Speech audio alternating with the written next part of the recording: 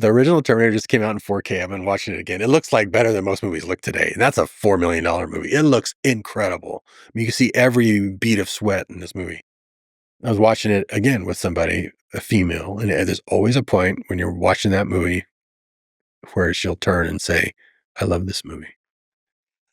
You know what point that is? It's the point where Michael Bean tells her, I came across time for you, Sarah. I love you, which is, I always have. And you're just like, oh my God, there's like a real emotional love story there that he put into Titanic, that he put into Avatar. He figured out that thing that makes those movies work.